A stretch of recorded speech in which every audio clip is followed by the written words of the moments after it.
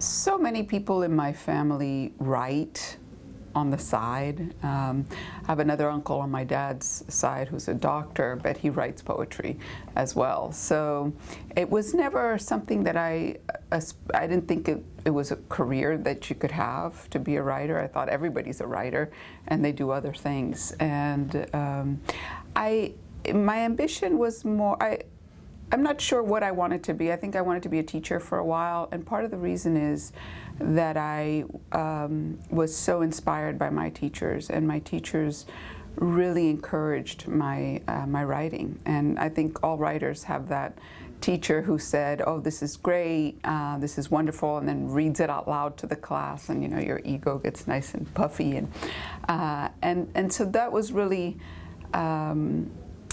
That kind of encouragement I think was really pleasant to have. But I wasn't, I didn't, so much of what I read were classics, and I thought, well, you had to be dead to be a writer. And when I finished, I always liked to tell stories, that's for sure. And I was the kid at the lunch table just regaling everybody with funny, half-made-up stories about my family. And people's laughter was just intoxicating. And so I knew that I wanted to be telling stories, collecting stories, entertaining people. That was just a joy.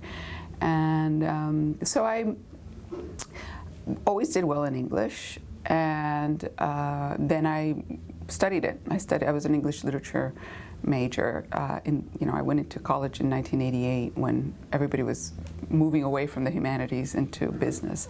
But I felt very strongly about this is what I love to do. And then I got a little bit worried as I was ready to graduate. What am I going to do with this degree? And I took an internship doing some PR work, which I knew, okay, that's not what I want to do. And then there was a clerkship at the Miami Herald. And I arrived an hour and a half late for the interview, I think it was, days before Google, where I just did, I lived down south and this was in Fort Lauderdale. I had no idea how long it was going to take me. And they had forgotten that they were interviewing me, so it was a meeting of minds. And about 2-3 months later, they gave me the job. And I never looked back. It was just a joy to be in journalism and to tell other people's stories. And it was an important education for me as a writer, and it removed that. I see a lot of students now, it doesn't matter where I teach, that they're very inward looking and it's very, very personal. That's okay, that's also part of writing, but there's something to be said for an education that begins outside of the self and that begins to look at other people's stories and is interested and curious about other people's stories. And that was journalism, and I had some of my best times and best friendships are from those years.